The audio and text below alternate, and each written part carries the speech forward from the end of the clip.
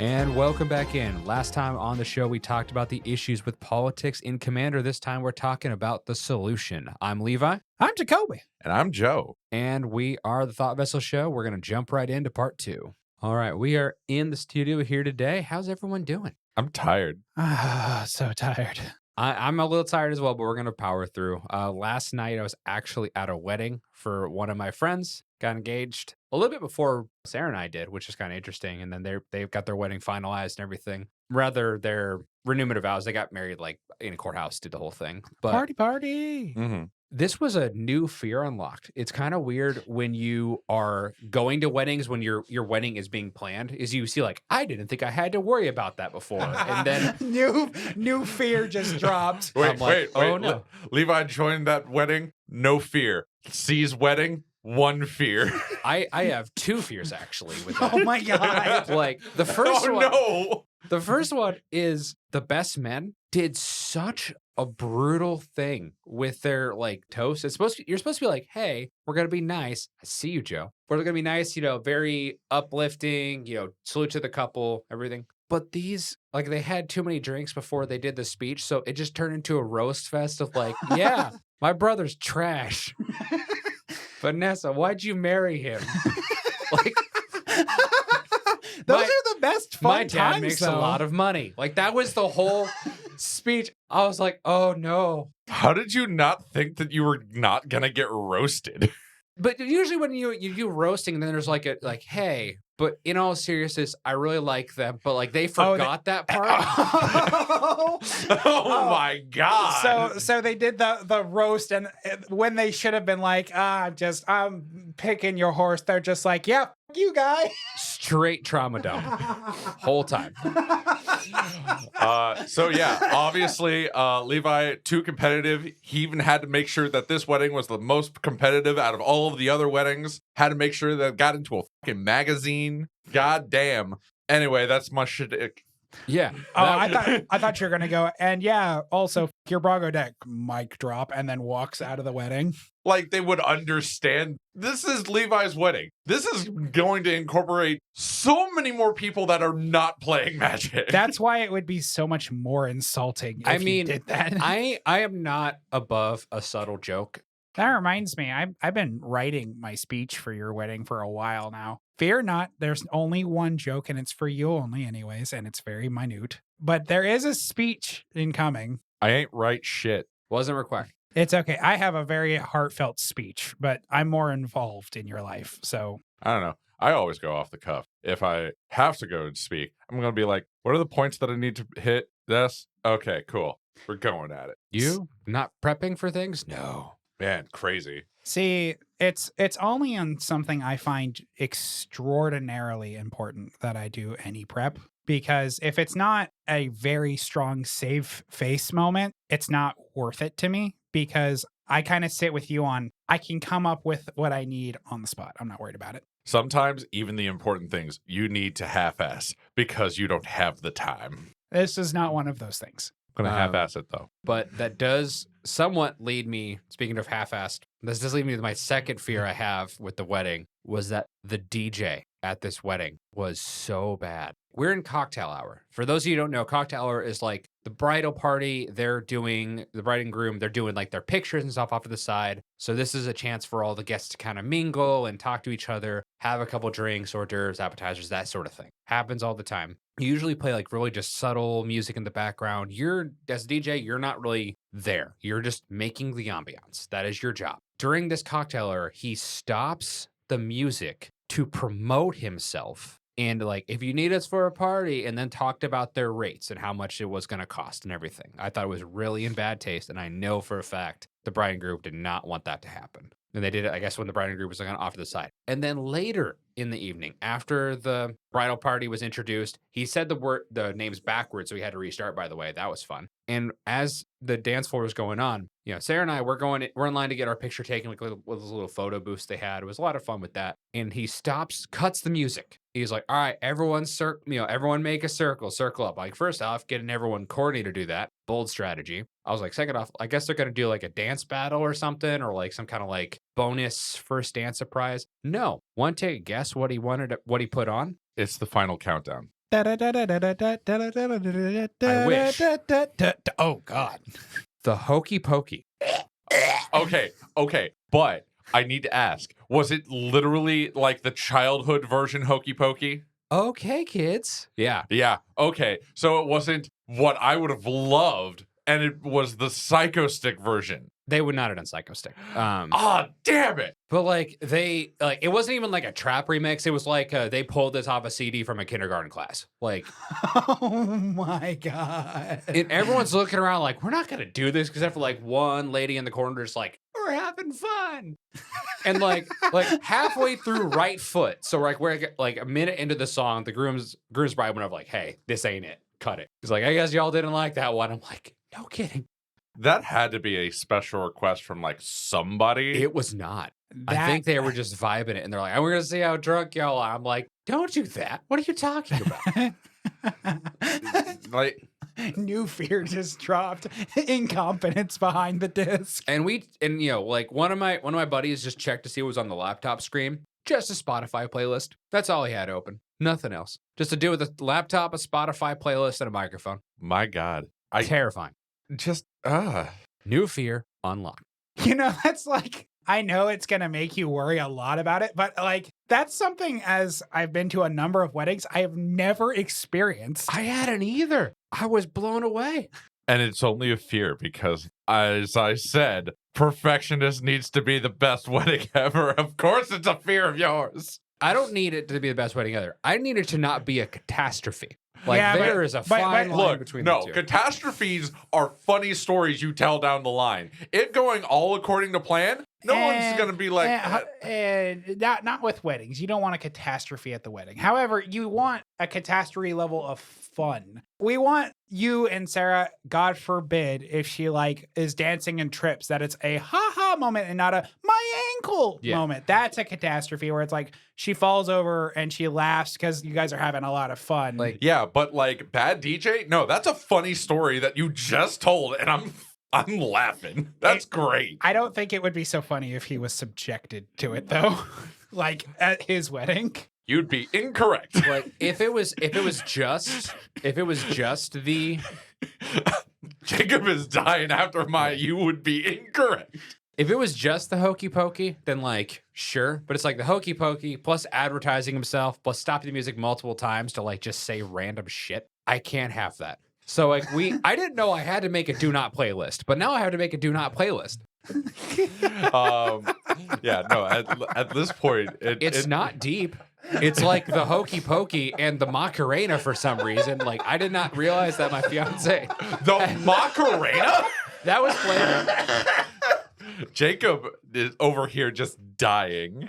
And he just, I'm imagining Levi just like, get the fuck out, like screaming. I don't mind the Macarena to the point like gets all the white people going like, but I wouldn't have minded that like the stereotypical line dance the cha-cha's like do the lift, take it back now y'all, Or the Cupid Shuffle. yeah, all those they're great but like for some reason Sarah does not like the Macarena, so that one's off the list I guess. So sorry to anybody What a very interesting song to target. I know, right? Huh. There has to be a story behind it. When I was a PE teacher, I literally taught that dance to like my kids. Because like whenever we were in the COVID times, like we had to like do a lot of like dancing and stuff because we couldn't share equipment because of the rules. Yeah, so like we did some like Cupid Shuffle, Macarena, Cha-Cha Slide, all of them. Such a weird way to be life. What a time. Man, awkward stories. Man, do I have a few. Ah, so many. You only get to pick one. Honestly, the most awkward, it was my grandma. She was reaching the end of her life, so she was bringing everybody to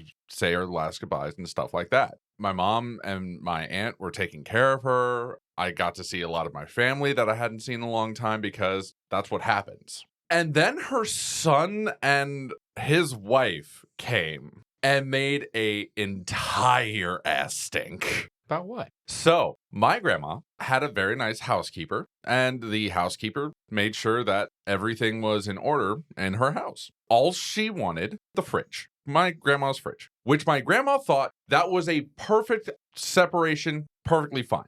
Her son and the wife was like, but my son that has literally no relation to you, because this was a stepson to her son, wanted the fridge.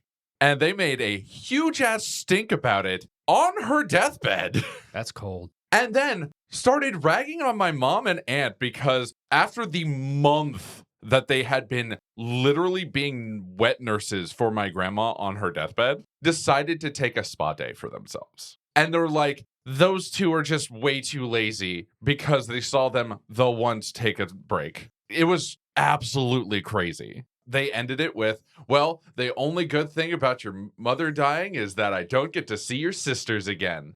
Yeah, real fucking bullshit. That's nuts. Why? Over a fridge. An icebox is not worth it. Why? I don't get it. My uncle has had a history of not reading the room correctly. I see. So my awkward story I'm going to go with, and To follow that one up. Oh, yeah. And here's the thing, like every story I tell on this podcast, it sounds so surreal to hear it leave my lips because it sounds so made up. I've got another one for you. So I was participating, well, it might sound less made up. I was participating in a LARP at the time called Dagahir, and we were at an event called Summer Slaughter. Summer Slaughter is a decent sized event. There's like probably 300-400 people here. We're having fun and there's a nightlife as a part of like the themes and stuff. First nightlife, great time. Everyone's having fun. Everyone's drinking, doing whatever they're going to do. Great. We hit the second night. Things go sideways immediately. So amongst all of these people who like to have fun, do their sword fighting, whatever, there was this one chick. Oh no. At some point, note, she never drank anything the entire time. She got buck wild, and the only thing she was wearing was a collar with a leash. And she was crawling around the entire event. Note, this was not someone you wanted to see doing any of this. This was bad.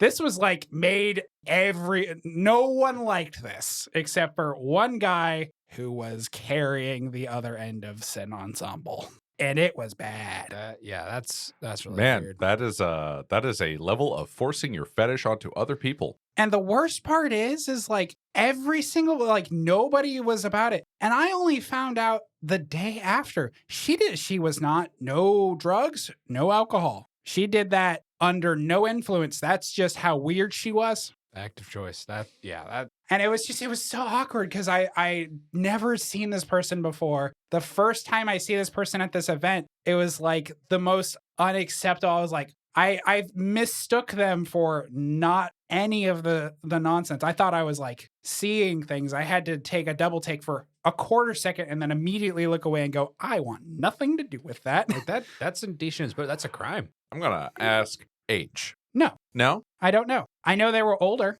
They were not young. Yeah, that's important.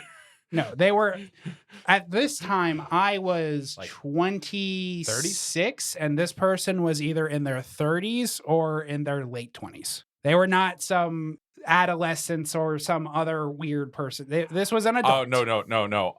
I was thinking much older when you said nobody wants to see that. I was thinking maybe like 50s, 60s. I don't want to. I don't think anyone in the 50s got their knees for that. I was about to say, like, You'd be surprised.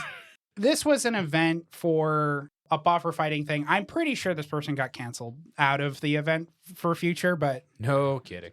yeah, no, big shock. I know they were middle of the bracket. They weren't super old or super young. Well, yeah, that is definitely 3 awkward situations here. Different capacities, of course. Yeah. One's You brought funny. in a pretty tame awkward situation. I came in with the deathbed.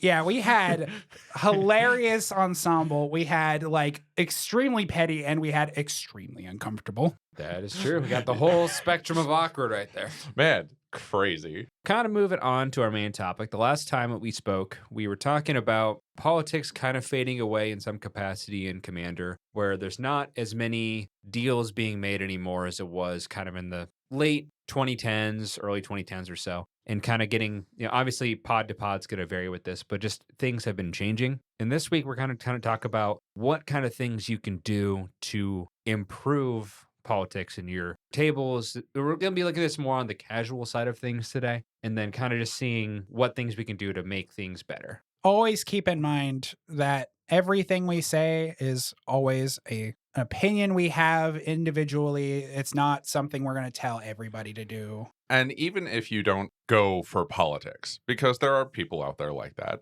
at least have an open mind when people do approach you with politics, because sometimes it is still important in a game to be open and honest with somebody. Yeah, like I know we particularly I come off on our podcast super divisive. That's just to create a point here with mutual friends and to be a voice for somebody who might not speak out. I thought you were just super divisive. Yes, but just yes. Yeah. I'm that way because there's a lot of people in my life who refuse to do it, and I'm rather advocate for someone who can't or won't. It's all good, Jacob. Somebody has to be wrong. Somebody has to be wrong. Sure. I Somebody was taking a drink, you jackass.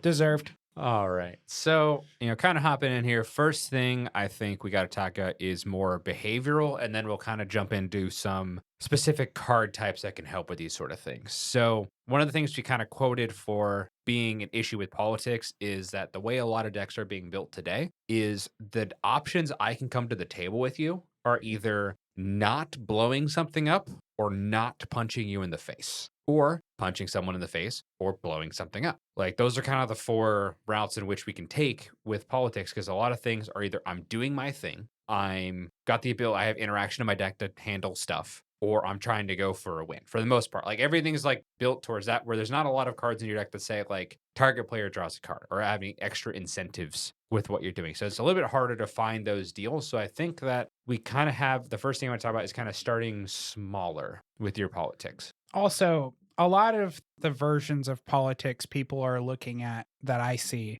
involve like a trade-off. Here's this bonus, but here's this negative that comes with the bonus. And they view the negative as part of the politics rather than like it's the solution, not the out, which is hard to really go with. It's the basic of I need to do X thing, but I need someone to be cool with Y thing. Is there any takers? Basically, I need to draw a card to deal with something, maybe. Or I'm just trying to figure out what I can do as far as doing my deck's thing to be a part of a game. As far as like games that I have examples of politics. And it's usually never just been like, I am not going to do that thing or I'm not going to do that thing, blah, blah, blah.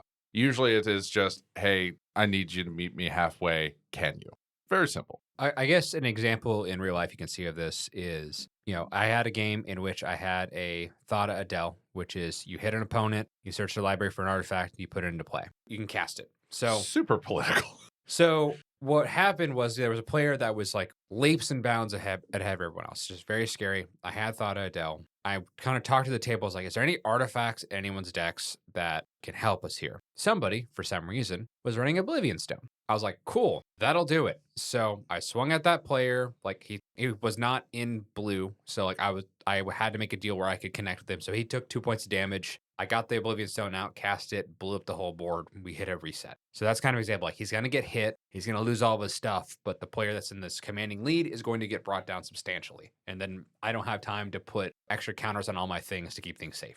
Things are going to go. That is kind of an example of where we're at now with politics, where I think that there is more of a way to add additional incentive to things. I think with politics, we're at a point that we're almost like threatening people a little bit, or like there has to be destruction on someone in order to make a political deal. But I think there you can also add stuff to your decks to make things better for players, and then they're going to be more inclined to want to help you later on if you can have more positive versus just a negative thing is going to happen, but it hurts you less. It's one of those weird situations. And that's why I wouldn't say that politics was going away like last episode. It's just getting a little bit less. It's just trying to find those opportunities to come to the table saying, hey, I can't do this by myself. I need some help. And just like that situation, you found somebody who was able to do it by having an Oblivion Stone. Yeah, really? I was surprised. I did not think that was seeing play anywhere anymore, but clearly it is. What deck were they running?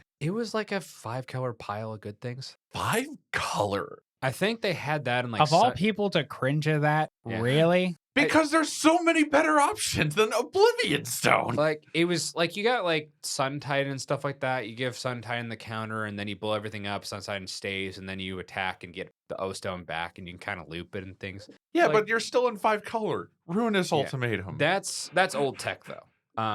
Yeah. Ruinous Ultimatum. Psych Rift. Yeah. Oblivion Stone? Granted, I'm not sure how often this guy like upgraded the deck, so maybe all he just people- hasn't gone through. It doesn't matter of all people. Of all people to be a hater, I was not expecting it to be you. I mean, Dexter Matt, would Mr. I love jank. Yeah, okay. Over there sipping the haterade. It's just weird because I need to know what more about the deck. Otherwise, it just stays as like, okay, I had an Oblivion Stone. That was my piece of board wipe. It's like, Well, I mean, there's multiple. I'm sure he had more than one in there, but I was asking for artifacts. So, like, Nev's disc wouldn't have got it done, and It's just- there's no stone. it's just weird. Fair enough, I suppose. My perspective on where we're sitting at when it comes to politics is I use what I call the Zancha logic. Zancha is my opinion of a perfect political piece in the sense that it's a gift. It also has downsides and it has something for all players to engage with without demanding it and without any real recourse for the person enjoying it. So it's the perfect piece to be like, okay, this guy's ahead. Everyone else needs a boost. This is a sink for people to figure it out without making anybody do anything except for the player ahead. I'm trying to weasel away. For But our audience, can you explain what Zancha is? Zancha is I think 3-drop. She is goaded. You give her to an opponent.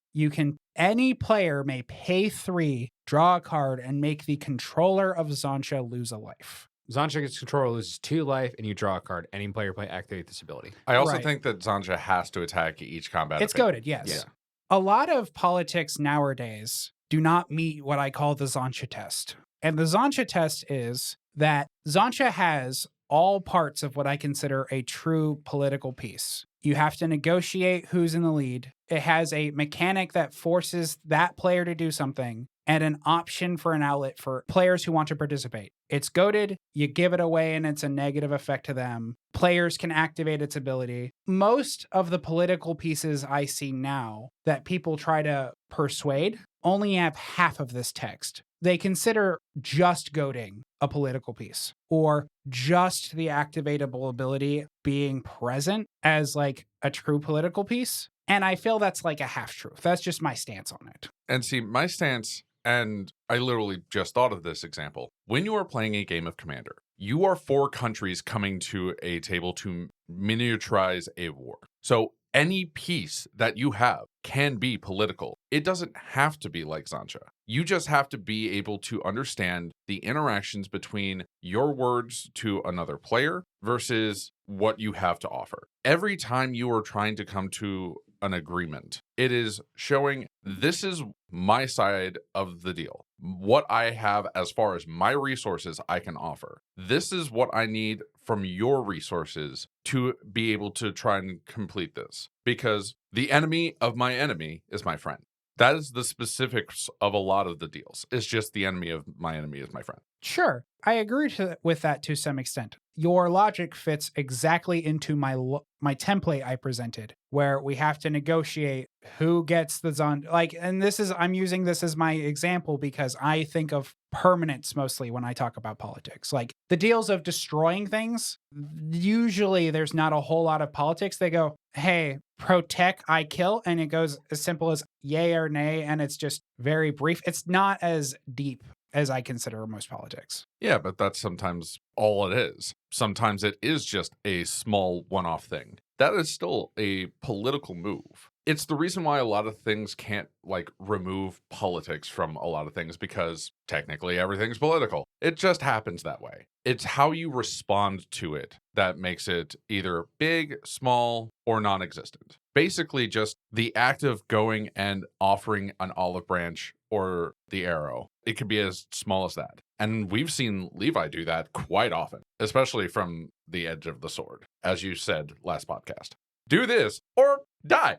It's a lot easier to negotiate from a position of strength. But sometimes you can still negotiate from a position of weakness because it is how you bring yourself to the table at that point to say, hey, this hasn't been the best, and I know that I can help, or at least feel like I can get a bit back into this game. Would you be willing to do this? I've had people be able to do that for me before. Just allow me to feel a little bit more part of the game that I wasn't before. It is always that interesting bit of trying to just get there. Now, how to get there, that's a different story. I know for like what I just said, it is if you're coming at it as genuine as possible, you will likely get more people to come to you than just the nope, not going to deal with you, raise it all with fire, I don't do politics. Being genuine is important in a lot of the political dealings that you're going to be doing in Magic. Yeah, we have had a few instances, just you and I, Levi, where we had people who were like hesitant when we went to politic with them because they were like, I don't know about all that. And then we had to like elaborate, like at this particular table, when we say something, we are men of our word. If I tell you this, it is verbatim this. If I tell you I don't have XYZ, I'm being very real with you. Not everyone has that luxury. Well, and I think with that as well, there's definitely different seasons of politics you can go for. Like in that situation, like your position where you're trying to do something. I think when you're trying to negotiate politics from behind, like you need to figure out what I'm super behind here. What would need to happen to potentially put me into a situation to win? So it might be a spot where like I'm super behind and there's two players kind of going for it. And there's another player who was like a little bit slow out to the gate, but they're like kind of a little bit beyond where I'm at. So like what I would need to happen there is I need those two players to kill each other, have one of them weakened, player 3 and 4 here, me being 4, take out that second player, and then we go to 1v1. Like that's the avenue that I need to occur in order to get back into the game. So what I want to do is I want to try to make a deal in some way to get one of the players to kill the other one and possibly weaken themselves. I might do something like, hey, like I can damage this person for 10 damage. Can you do the other 30 or something? And they might be able to swing out and get it done. Like, hey, but you don't attack me. Great. I've got that deal. Player 3 doesn't. And I'm just going to hope that player 3 understands like, hey, that person's very much a threat now. Hit them while you can. So I think having that avenue, or if I'm in the lead, I might make a deal with the player who's the farthest behind just to kind of get them up and running. And then I want to take out my biggest threat or the person who I think is going to interact with me the most as I'm going through. So I think just knowing like what your desired outcome is and bring that to the negotiating table can really help. You don't have to tell everyone what you want to happen. Like if they can figure it out, great. But you need to have a plan in place versus just making random deals with people. And sometimes it's much a, hey, there's an Ulamog on the table. I need that to be gone. And I only have like damage-based removal here. If you can remove the Ulamog, great. I'll blow up this artifact that's keeping you down or whatever. The other side of that is, yes, you want to be genuine. We've seen more and more people say, I don't do politics because they keep meeting the players that are lawyerly with their politics. You didn't say XYZ, therefore I can still do XYZ and win. And it always has that air of scumminess to it. And that's where a lot of the deals can be broken down. Don't come to any of those deals trying to finagle or outclass somebody in legal speak. Like I said, genuine. We all want to win a game. That's not going to go over well when you're winning a game over someone's feelings. I think you can blame Jimmy and Josh for this because definitely early in game nights, like they were very good about finding little loopholes in their contracts to hit each other and kind of glorifying that type of behavior. So we're seeing that a lot at this point where it's kind of become more normalized. And I think it probably would if they would have come out and condemned it. Part of the issue with creating that kind of spectrum is that when you introduce the idea to strangers, you have to take into account that a stranger is not always going to be of the same mind of, ah ha ha, you got me. Most of the time, a stranger is going to go, oh, this is the deal. That makes sense. And then when you go, but you see this loophole I saw, most of the time, someone who doesn't know you is going to be like, oh, you just wanted to play a gotcha. Yeah, see, the difference between those two scenarios, Jimmy and Josh have been friends for a long time. So that kind of behavior, that just came with their friendship. So that's why they didn't necessarily need to condemn it, because they've been friends and that's just how they've played together. If you bring that to somebody brand new, it's going to look scummy. And they're business partners. Usually those types of deals make good for recording and like in the booth. But like you'll see it now, especially like if a deal is being made, like in Jimmy's in the deal, he'll help be like the mitigator, kind of the negotiator between the two parties to make sure that everyone's getting the framework of the deal they want. And a prime example of like this dynamic only working with them, when they had Prof as a guest and Prof made a deal, it was a game where he was playing Mishra. This was about Brothers War. And Prof made a deal with Josh about letting Mishra like resolve and letting Mishra do its thing. And normally Josh does his politics very by the law. And the moment he went, oh, I didn't say I'd let you hit me, after basically feigning that he would let it do its thing, the prof was like, oh, whoa. The word of the law, like that's kind of ass backwards. That's not what I was asking for. You're taking my words out of context. Like he was not happy with the fact that he did that to him. And I felt like the prof was justified in this moment, but a lot of people I talked to agreed with Josh Lee Kwai. So like it depends on really your perspective. I mean, technically by the word of the law, that is correct. I've gotten you in the past with one of these where you came to me. It was kind of the three players left like, hey, I can wound this person, you can finish him off, but don't hit me on that turn. And it was like, great, cast Metamai. So like I swing in, kill the person, get an extra turn, kill Jacob on the following turn. Yeah, I was extremely salty. Yeah. I'm actually still upset with you over that. Because that was the scummiest thing you have ever done to me. Hands being thrown. Like I think I walked away that night being pissed off at you. It's in the same strain as the group hug win that I got that one time. You were playing your Naya werewolves, and I was like, okay, we made the deal that you wouldn't swing at me.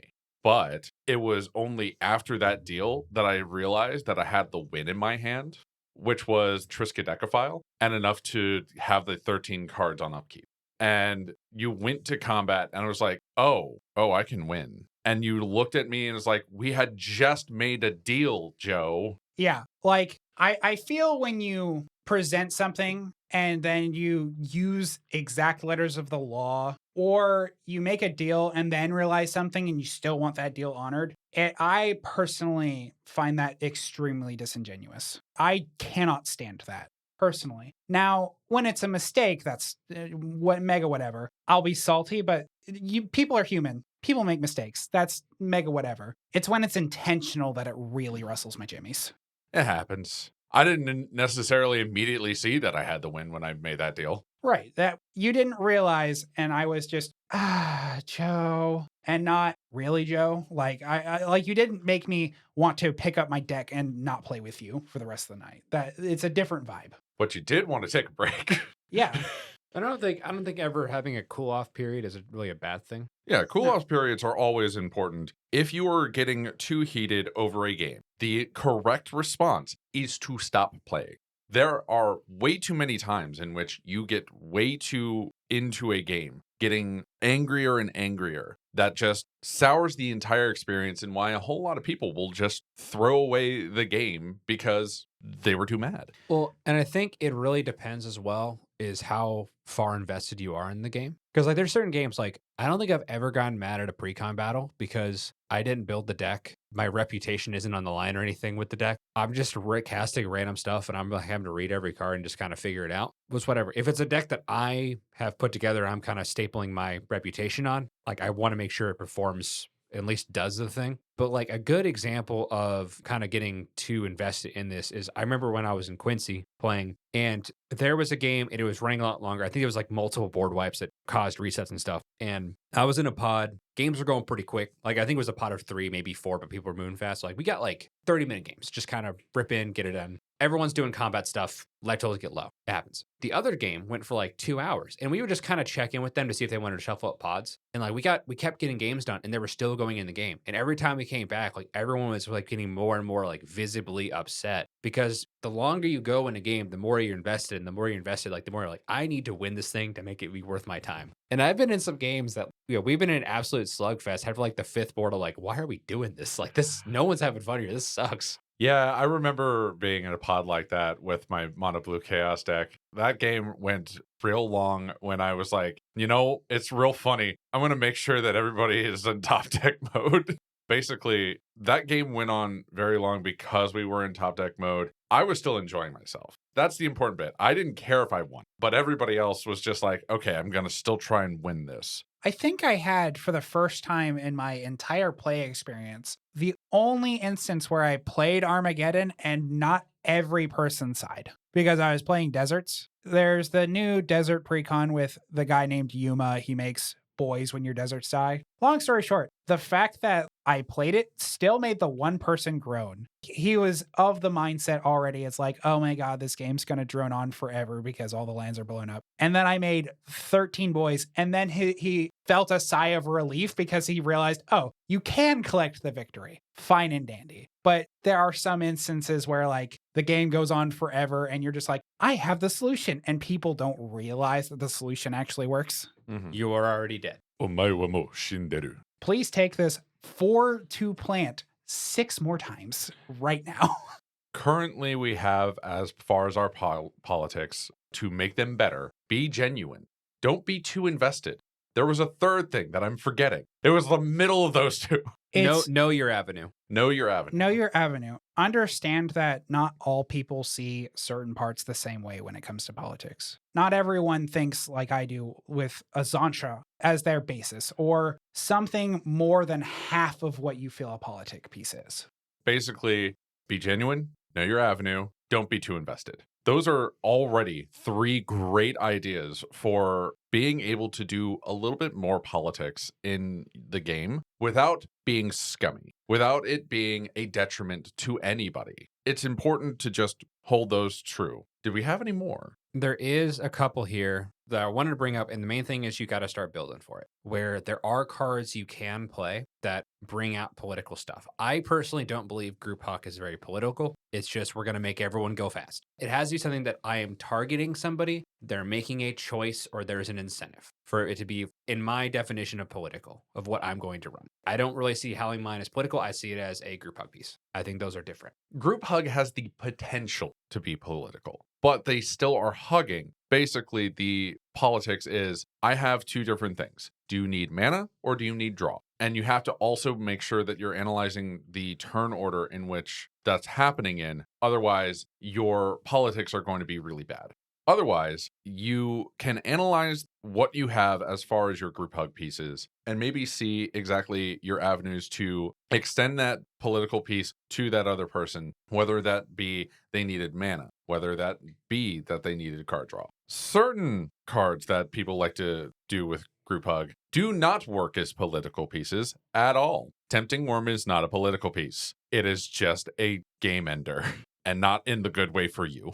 And there are a couple versions of politics in the sense that, like we were talking about, you're thinking more interaction. You're talking about like deals with parts that people can't see. I focus on permanence as a part of my like when I view political pieces, I'm thinking permanence on the field that commit to the political bit.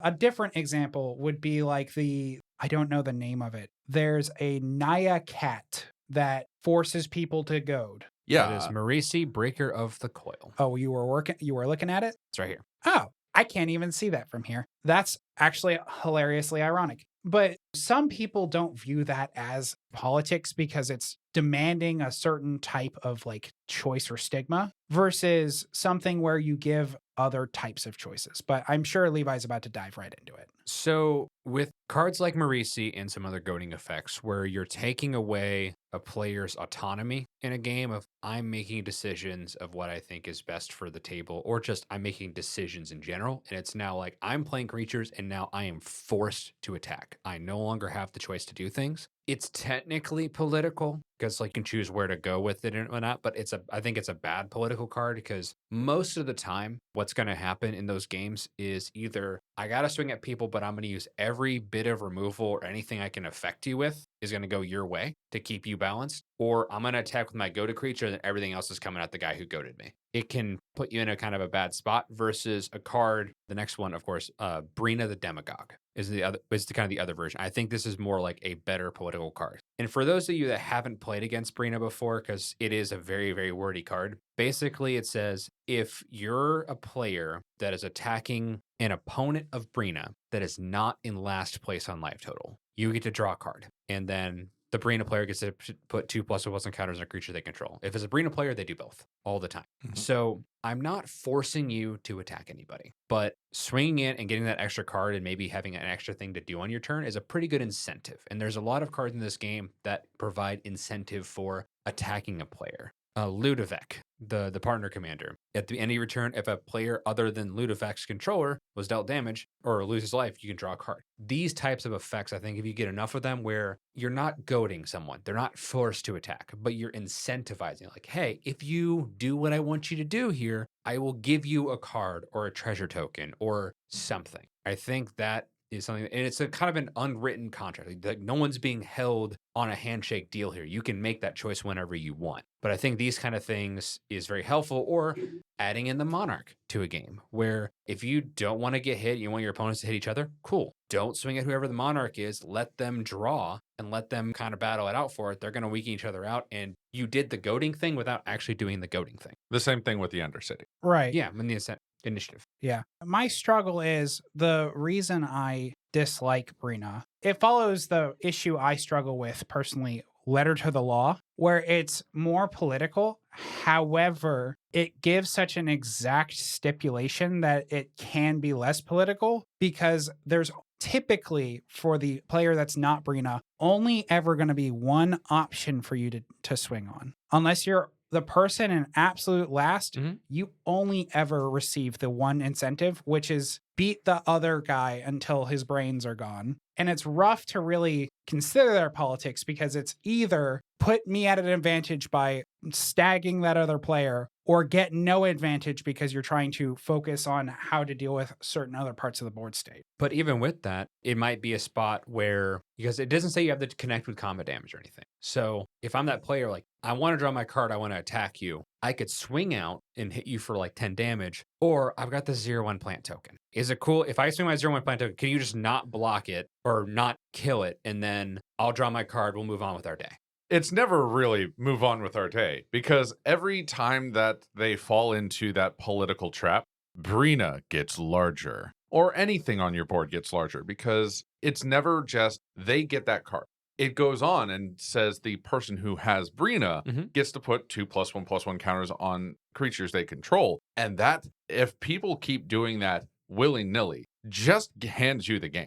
I've seen that way too often when you've played your Brina deck and I've been in the same pod. That's what I was stressing is it gives me no option other than to have to fight you in fear of giving you too much. Or I have to funnel one guy in hopes that eventually I outpace you, hoping that the Brina advantage is enough to deal with you. See, and I've played Brina enough at this point, whenever I had the Brina deck together, that honestly, I built it in a way that if you don't want to attack the player who's, not in last place, that actually benefits me. Because at this point, I've got a creature that says I can attack 2 players, draw 2 extra cards, and put 4+1+ counters on various creatures. That is all positive. So if you don't want to do it, that's fine too. But it builds in incentives to do things. And there are other commanders that do stuff like this. For example, we recently got one with the Second Doctor that says players have no maximum hand size, so you can keep as many cards as you want. And at the beginning of your end step, which I do like, it's on end step and not upkeep, so you can use it right away. Each player may draw a card. Each opponent who does can attack you or permanents you control and during their next turn. So definitely more political. I like that far more than Brina because it gives an offer, they can deny it. Brina, the problem is this compared to Brina, this lets everyone have an option. It doesn't inherently strike that, oh, if you do this, I get this extreme benefit. It just card and no attack, or don't get a card, don't attack. It's got a different vibe to me as far as politics. I like that in the realm more than I like Brina. Vibes are on. but that's because when you introduce an extreme positive to the player in the seat of the politics deck, it makes it really hard to navigate the politics because it becomes trickier with something like Brina, because I can only negotiate with you so far. I can make maybe 1 or 2 instances where I feign to get the card draw and then give you the counters before I have to turn on you, or I'm just letting you stab me. Well, the brilliance of Brina, and granted, Brina is far from a perfectly designed Magic card. It's really awkward in the early game when everyone's still at 40 and like technically no one's in a lead of each other because everyone's in last place. Yeah, that's why you did everything to lower your own life total and be like, yeah, get to go. So like some pain lands and stuff I would use, or, I would even have like little deal 1 damage to something just to like break parity with those decks just to get it going. But it's a way to add a politic card into the game that is not always just a handshake negotiation. Like it's a, hey, this is here. Use it if you want. Don't use it if you don't want. There's a lot of other value pieces I can use, but this is at least going to make things a little bit more interesting for you. I suppose that's a fair synopsis. If you were to mix Brina into a deck that had that doctor, for example, and you were an Esper, and the commander didn't have a straight Brina, like if it were a what's that, Aloro deck, and it had Brina in it, that doctor in it, pieces like both of those, I feel that's a perfect balance. Because we're working towards it for sure. Yeah, because like things like Brina in the zone start the game off with this like awkward clock, to me at least. But and then just kind of looking at versus Marisi just says, hey, no spells during combat. Whenever a creature controls deals combat damage to a player, go to each creature that players controls. Now they're going. They can't opt out of that deal. It's just here. That's kind of what I'm getting at with that. But we're going to break down a lot of different cards here that I think are very political, but we're going to do this in more of a draft setting as we like to do. For this week, Jacoby, you are at the first pick. I'm at second. And Joe, you've got the back end here of pick 3 and 4. And we're going to sneak back and forth. We're just going with our favorite political cards draft. So Jacoby, you're starting us off. You're on the clock. Well, it would be a disservice to not pick Sancha, considering I've spent my entire basis of saying that is how I determine a great political card. Sancha, Sleeper Agent. We did speak about it already, but of course, paying the mana, 2 life, draw a card, make the person move down the list.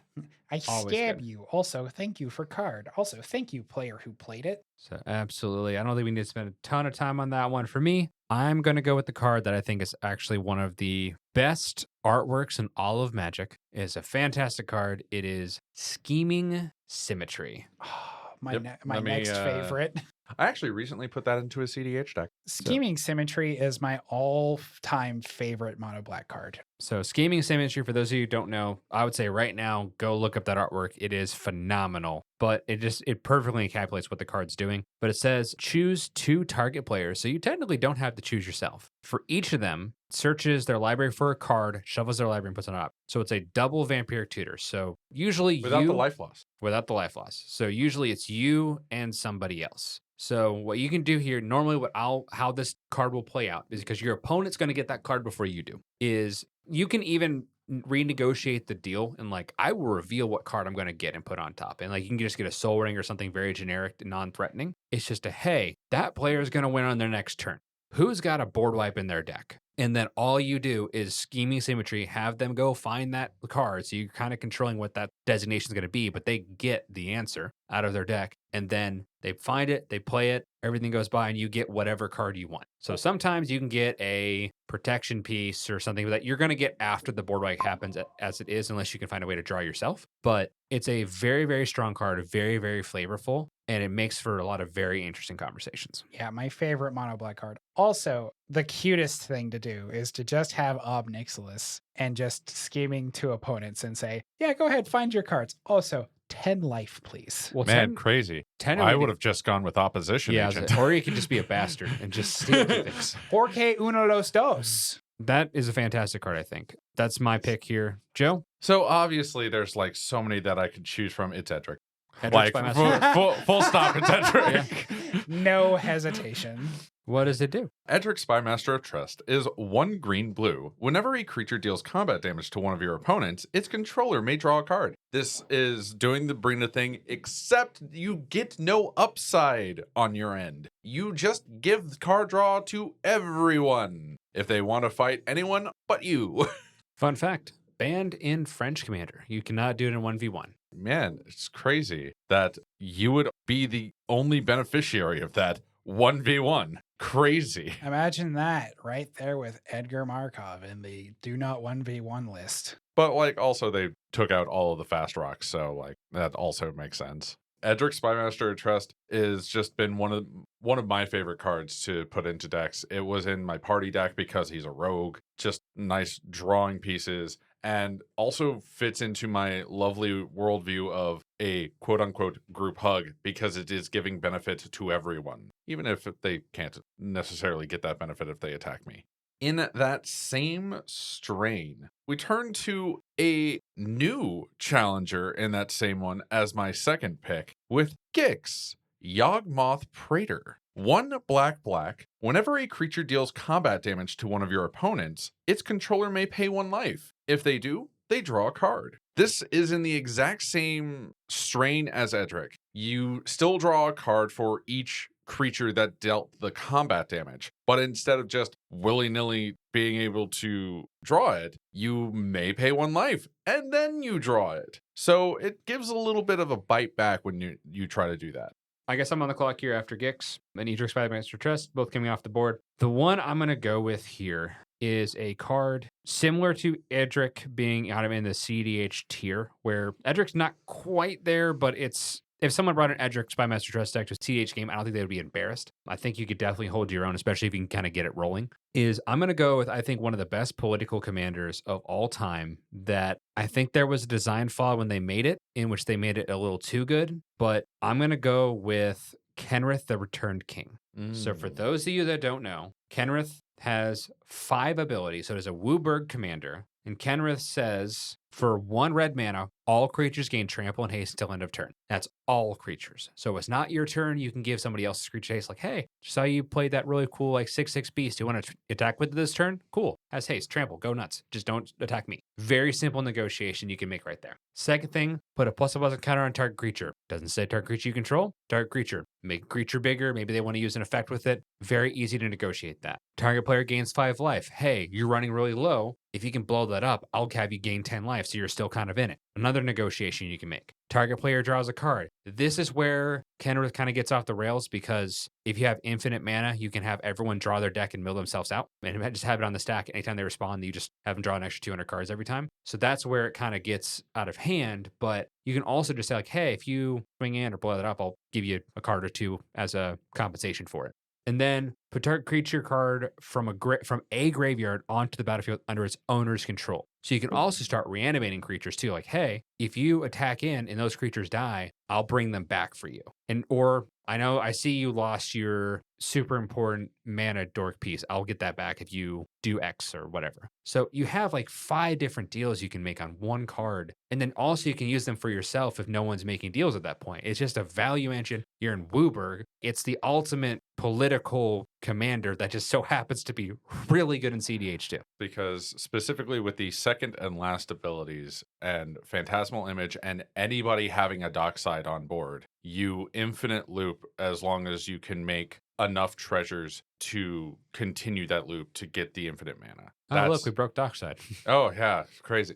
It's more of the Fimmage, specifically because you use the second ability to put the counters onto a target, and because Fimmage is immediately sacrificed because you targeted it, it goes to the graveyard, which then you use the last ability, bring it right back out, and it becomes a dockside. Oh, hey, look, another dockside loop. Kenrith's one of the only ones that can do that too, because other people just have to loop dockside. Yeah, Kenrith is phenomenal. Absolutely phenomenal. So that is my pick here, Kenrith the Returned King. So Jacoby, you are on the clock here for round 2. I'm shocked I'm getting both my picks. Sweet. Next on the docket, Humble Defector. That's a good one. I like giving card draw, and I think it's cool but please give it back. For those of you who don't know, Humble Defector, you can tap it, you draw 2 cards, you give it to an opponent, has to happen as a sorcery. So it's a fantastic piece. Normally the deal you make with someone is, hey, I'll give it to you if you give it back. So you can spread the love around and just you draw 2, I draw 2, you draw 2, I draw 2, you draw 2, I draw 2. So then a total of 6 cards have been drawn for your opponents, but it's 2, 2, and 2 versus you've gotten 6 at that point. So it is even from a mathematical standpoint, a card advantage or disadvantage, but you have significantly more of a profit from that than the other players do. And then if also be a bastard at some points too, if it's well, I'm done doing this or I have a maximum hand size, so I'm going to give it away and then kill it. Or the opposite thing happens and is more likely you give it to your opponent and then your opponent do keep away from you.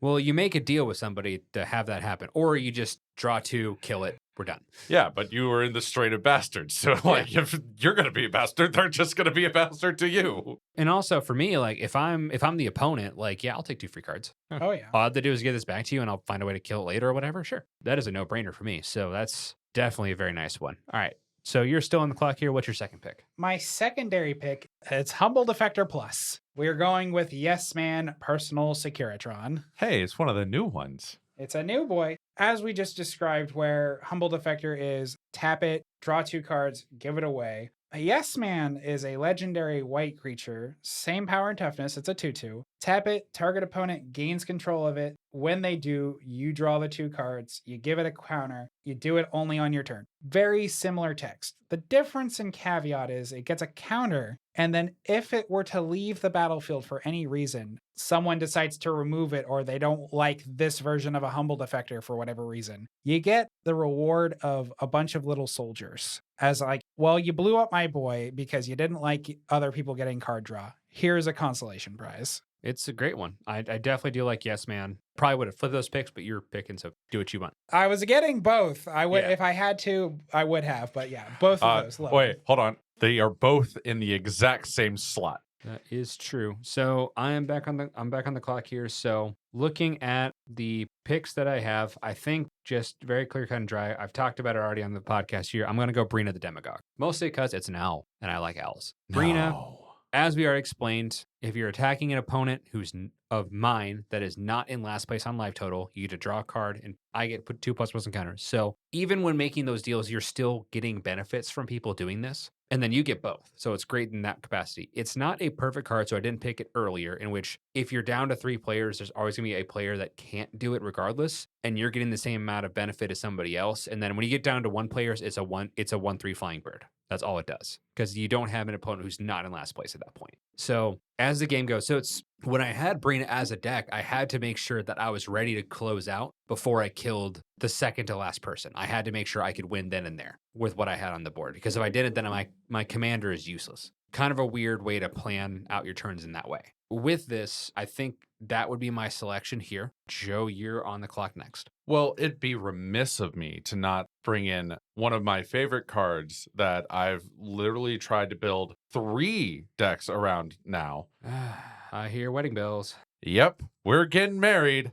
It's Wedding Ring. Explain to the people what Wedding Ring does. Wedding Ring is 2 white. When it enters the battlefield, if it was cast, target opponent creates a token that's a copy of it. Whenever an opponent who controls an artifact named Wedding Ring draws a card during their turn, you draw a card. Whenever an opponent who controls an artifact named Wedding Ring gains life during their turn, you gain that much life. So whoever the active player is, everybody else draws when they draw. Whoever the active player is, everybody else gains life when they gain life. Stop trying to put a ring on it, Joe. I don't want it. Incorrect. I'm going to do it. Stop it. I don't want it. I have recently made a Mark III to that deck, which is just Timna Malcolm. Christ. Sure. We got a farm. I don't want it, Joe. Stop trying to put a ring on my finger. Incorrect. We're going to do it. No, I All don't right. want We're it. not even just going to do it to you. We're going to do it to everybody at the table. All right, Joe, what's your last pick here? So my last pick has actually been a good impetus for a lot of political deals that I've made in Commander, which has been Victus Asmati the Dire. Interesting. So Victus Asmati the Dire is a 6/6 Elder Dragon, 3 black, red, green. When it attacks, for each player, you choose target permanent that player controls. Those players sacrifice those permanents. For each player who sacrificed a permanent this way, they reveal the top card of their library and put it onto the battlefield if it's a permanent. The reason why I say that it has been one of the bigger political pieces is because it then starts a discussion with everybody at the table of what should be gotten rid of, because they might try to argue, I should keep this piece, so please don't target that, or that piece needs to go, we need you to deal with that. And as well as just, I can bring this in and then it is a nice piece of removal. Let's start that discussion. Sometimes I've even had people point to my own board saying, I will let you do your thing as long as you get rid of that piece on your board. Could be a Tergrid, maybe a Tergrid. Definitely a Tergrid. It has started a lot of political conversations because of just game actions. Even if it isn't always to my benefit, it has always inspired discussion on who the actual threat is, what the threat is, this, that, and the other, and has even caused a little bit of funny after the ability is resolved and everybody's permanents or non-permanents are in play, and somebody flips a Blightsteel because you no longer look like you're the threat. You are now the person that can deal with the Blightsteel. Leave it to Joe to turn a card that's usually like very bleh, and turn it into something that's like, you know what? No, I'm going to have my fun. Like I said, it's very important. Any card can be political if you use it correctly. Or use it in that manner. That is correctly. All right, Levi, hit me with it. My pick here, there's technically two that are in this realm. Normally, I would also throw the second Doctor in here, but we've already talked about this on the show, and I kind of want to get an extra piece of utility on the board. So there's two. I think one of them is slightly better than the other. It's the Orzhov Advocist is the worst of the two, which says at the beginning of your upkeep, each player may put 2++ counters on a creature they control. If that player does, creatures that player controls can't attack you or planeswalker you control until your next turn. The one I prefer a bit better because you have the ability to run this in partner pairs, so you can get this ability twice, is Noble Heritage. It is 1 and a white, legendary enchantment background. You can put in your 99, or you can put in your command zone if you want. It says, commander creatures you control have, when this creature enters the battlefield and at the beginning of your upkeep, each player may put 2+1 counters on a creature they control. For each opponent who does, you gain protection from that player until your next turn. It's very much a deal and a contract that is in the game. You don't have to waste a lot of time. Hey, it's here. This is doing it. Do you want to do it or not? It's a way for them to build up their boards that's not going at you that turn, and you get the ability as well. Also, protection. Exactly. Protection is way better. Hi, I'm just going to have a pseudo hexproof from anything you might want to target me with or damage me with. You can still swing at me. Not going to do anything. Yeah, so it's a phenomenal piece of tech here, and you can let your opponent's creatures gain a little bit of strength. Granted, you want to keep a little bit of removal behind because usually what they'll do is try to build up until they can one-shot you. So just be aware that that can come and then just embrace for it. But I think, between Noble Heritage or Orzhov Advocist, Second Doctor does the same thing. It's kind of like, hey, you'll get something, but I have a contract in the game that enforces you can't attack. And in fact, could go into a Second Doctor deck with the other commander. Absolutely. Fair enough. I am shocked that my other pick did not get taken, that I was going to leave, but I guess I'm going to leave it for my honorable mentions because it's an obvious choice. I'm going to, if you're good to move on, pick my last one, absolutely. which is Kambal Profiteering Mayor. It's a new card from the Desert set, and I got to experience playing it online. And man, I really like the politics behind this one. Kambal is a 1, a black, and a white for a 2/4 legendary human advisor. Whenever one or more tokens enter the battlefield under an opponent's control, for each of them, create a tapped token that's a copy of it. This ability only triggers once each turn. And then it has whenever one or more tokens enter the battlefield under your control, each opponent loses 1 life and you gain 1 life. I love the idea because of the fact that we've recently gotten a bunch of white removal that destroy this, they get a token. So you can really negotiate like, hey, this creature is problematic. I can get rid of it for you guys, but I'm going to generate a thing. You guys are going to take a little damage, but that's the cost of me getting rid of this threat. You go, do you want me to kill it or are you going to do it? Because if I do it, I'm happy to help you. Here's some of the caveats up front that come with my negotiation.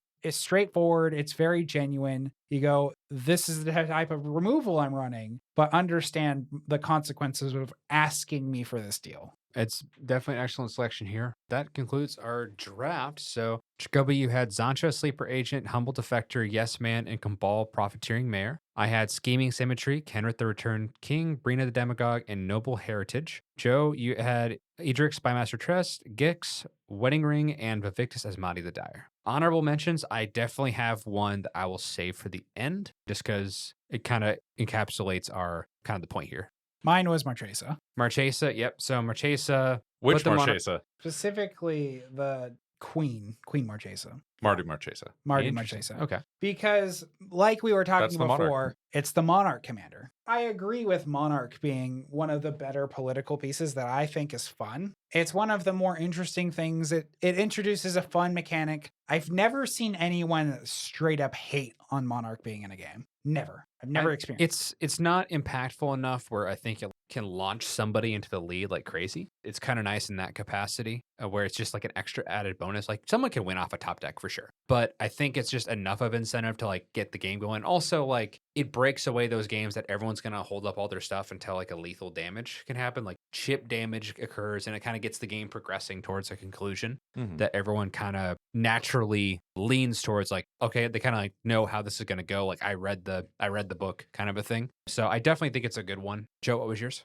I chose Wheel and Deal as my honorable mention. Wheel and Deal is 3 and a blue, instant. Any number of target opponents each discards their hand and draws 7 cards. Then you draw a card. It's very political because you can, in fact, identify the person who is obviously in the lead, and you can make sure that they get stymied a bit by saying, all right, you're wheeling your hand because you want the stuff that's in your hand. Get out of here. Or somebody is saying, my hand's kind of crap. I wish I had a new one. Deal. Wheel ya. And what's also beneficial is it is only the opponents that wheel. You could use this to keep the nice stuff in your hand and you just replace it because it draws you a card. It's that nice any number of target opponents because you could just have it be 0 and just be a very bad 4 mana draw yourself a card. Or you could have this be a 4 mana asymmetrical wheel and you still have all the powerful stuff in your hand. Especially if you put in like an Narset or a Veils and you just go, oh, no longer political. Everybody's wheeling their hand. You don't draw anything. That would do it. Yeah, definitely something to look for our two-headed giant battle we got coming up here in June. Can't wait. So mine, of course, is going to be a little bit of a story. Mine is a card that is definitely being, I use political, and that is the Flump. So those who don't know, it's a 2-drop, 0/4, and it says, Defender with Flying. Whenever Flump is dealt damage, you and target opponent each draw a card. Early on in Magic, before we kind of got the renaissance of white draw, there really wasn't a lot of good options. So I used to always play the Flump in every deck that had white that wasn't like white and blue. The rule at the table was you can swing at me with a creature power 3 or less. I'll block with the Flump. We will each draw a card. That was the rule. If you attack me with a creature bigger than that, I will block with the Flump. I will give that card to an enemy of yours, and then that deal is off the table, and usually people got mad at that person. We had a player that used to be in our group. It was kind of a funny bit where he would just spend his entire game dedicated to removing that bastard, and I would just keep finding ways to bring it back from the graveyard or for exile or anything, just kind of haunt him with it. So it just kind of made for a fun experience where every time I see the Flump, I still kind of smile a little bit, where it's just kind of, it's just a fun card. It added a political edge to the game, and it was a way I could just consistently make deals with people. And it's a deal that's not like if you don't take this, like something bad happens to you, like you just don't get to draw an extra card, and that's fine. I think it's a great negotiating tool, and that was my honorable mention. I think that is wrapping up our show here. Does anyone have any final comments before we go? I don't think anything new. Don't be afraid to come to the table. Your opponent is a person just like you. Unless they're Levi, kill them with fire. That's not very political of you. Remember, That was the propaganda. That's absolutely political. remember that no matter what happens at the end of the day, we are playing a card game to have the absolute most fun, and your politics should be a part of the contribution, not the antithesis of that fun. I would say, on this draft board, just pick up a couple of these cards. Most of them are pretty cheap just because political cards are usually kind of cheaper. And just try them out. See if you like it. Scheming Symmetry. Have someone find an answer. You go get your ramp piece or whatever. You can even show them what you're going to get if they want to add that as part of it. Or you put it into Gonti CDH and just take their top card. Or just don't do that. Ah, it's funny. So I think that's all the time we have for today. I think that's all we need to say. So everyone, thank you for listening. Have a good week. Take care. Bye.